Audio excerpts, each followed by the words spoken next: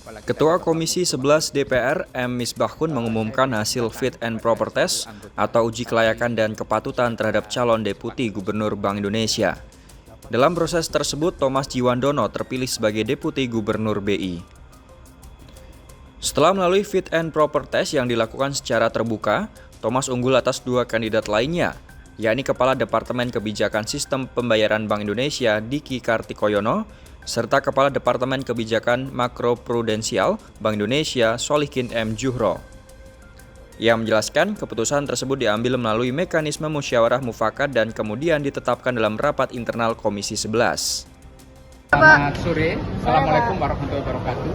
Teman-teman jurnalis yang saya hormati, baru saja Komisi 11 DPR RI mengadakan rapat internal, diawali dengan rapat pimpinan, yaitu pimpinan Komisi 11 bersama pimpinan Poksi-Poksi dari 8 Poksi lengkap hadir dan pimpinan juga lengkap hadir.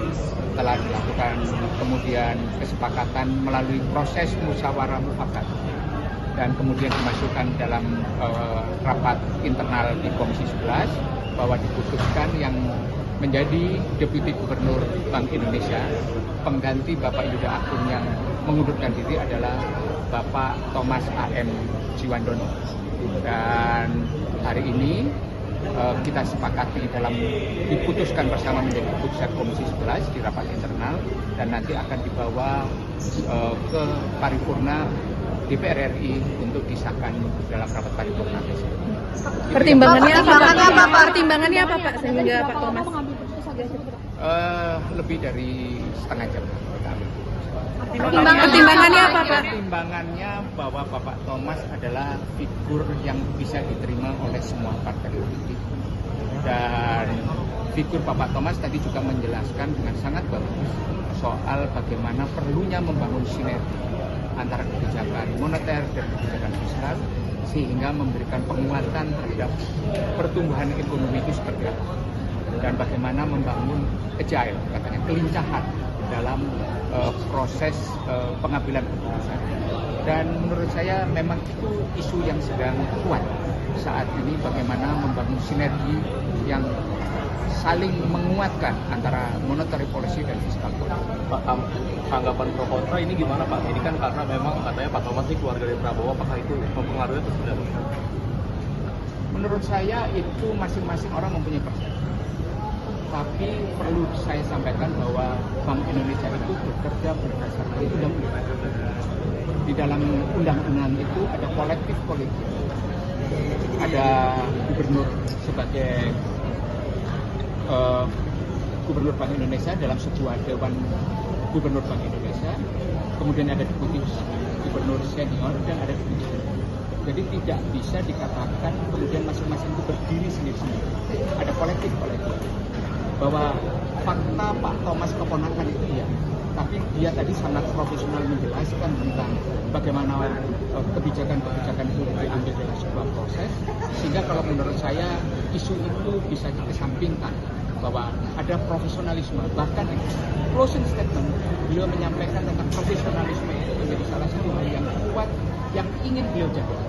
Dan menurut saya itu menjadi sebuah closing statement yang menguatkan posisi profesionalisme seorang Thomas Djiwandono. Pak, paripurnanya kapan Pak? Besok atau gimana? Diagendakan besok jam 10. Pak, seluruh fraksi menerima Semua secara musyawarah mufakat. ada catatan Pak? Tidak ada catatan sama sekali. Bahkan banyak catatan-catatan yang masuk justru adalah catatan yang sangat positif. Misalnya Pak? Ya tadi mengenai komitmen untuk memperkuat profesionalisme, independensi BI dan sebagainya. Ya Pak, kalau di masyarakat kan beredar bahwa Pak Thomas itu belum ada rekam jejak di moneter begitu. Apakah ini nanti dengan ada kekhawatiran dan Komisi 11 untuk tadi? Jabatan Deputi Gubernur Bank Indonesia itu adalah jabatan kolektif kolegial di dalam sebuah forum Dewan Gubernur. Jadi menurut saya pengalaman di monetary policy itu bisa diperkuat ketika Pak Thomas itu mempunyai pengalaman di fiscal policy. Jadi saling melengkapi. Dan itu kan bisa berjalan dalam proses tadi. Oke. Begitu ya. Terakhir Pak, apa yang perlu difokuskan BI setelah terpilihnya Deputi baru? Ya silakan rapat, kemudian fokuskan bagaimana program-program BI itu bisa tercapai, rupiahnya menguat dan sebagainya. Dan alhamdulillah hari ini rupiah menguat ke 16.700 pada saat kita memutuskan Pak Thomas terpilih sebagai Gubernur. Berarti gara-gara Pak Thomas ya Pak, rupiah jadi bagus. Alhamdulillah. Yang bilang kalian. Wakil Menteri Keuangan Thomas Djiwandono menegaskan arah kebijakan Bank Sentral usai terpilih sebagai Deputi Gubernur BI. Thomas mengatakan, ke depan BI akan menitik beratkan penguatan sinergi kebijakan fiskal dan moneter guna mendorong pertumbuhan ekonomi. Sinergi tersebut dimaknai sebagai koordinasi yang lebih erat antara kebijakan pemerintah di bidang anggaran dan kebijakan Bank Sentral di bidang moneter. Hari ini saya mencetuskan sesuatu konsep tematik, mungkin bisa lanjut ke slide 6. Ada 5 semacam strategi tematik yang saya ingin cetuskan pada hari ini. Yang pertama adalah governance, yaitu governance kebijakan yang kuat dan kredibel. Yang kedua adalah efektivitas kebijakan. Yang ketiga adalah resiliensi sistem keuangan. Keempat adalah akselerasi sinergi fiskal, moneter, dan sektor keuangan. Dan yang terakhir adalah keberlanjutan transformasi keuangan. G-nya itu, governance, mungkin bisa diartikan sebagai suatu fondasi. Bapak dan Ibu ketahui di DPR ini kan ini regulasi independensi BI dari tahun 99 maupun Undang-Undang P2SK yang sudah dicetuskan tahun 2023 sebenarnya memberi kita fondasi yang kuat untuk governance kebijakan yang kuat dan kredibel tadi. Kelima tema ini saya akan jelaskan lebih detail nanti.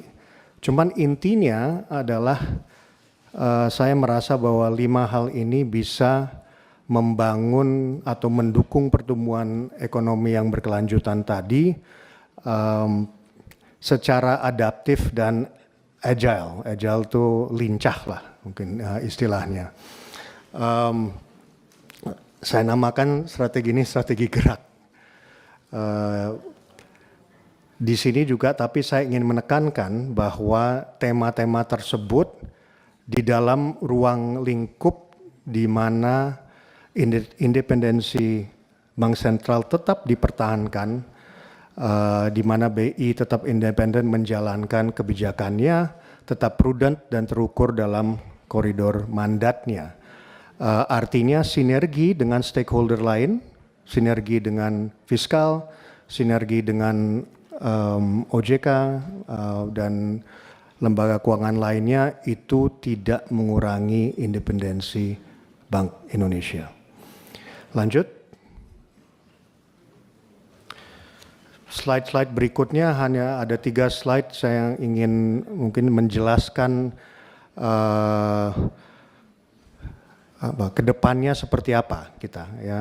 Sebelum saya detailing mengenai tema-tema yang tadi saya udah utarakan tadi.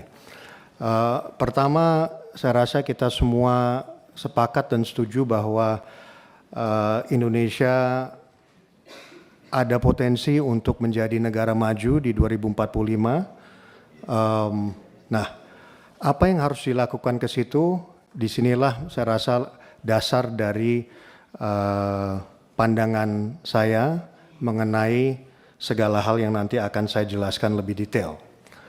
Bapak dan Ibu sekalian, pertumbuhan yang tinggi harus inklusif dan harus berkelanjutan.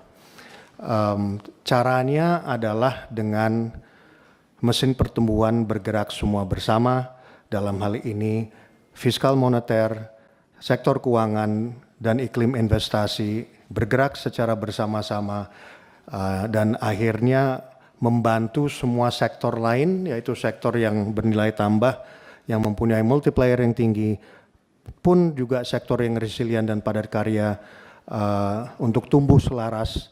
Dan dengan itu pertumbuhan yang berkelanjutan dan inklusif bisa tercapai.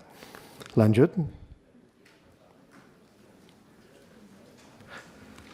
Di sini saya ingin menjelaskan sedikit mengenai sinergi kebijakan fiskal moneter dan sektor keuangan maupun strategi mewujudkan negara maju secara jangka menengah dan panjang.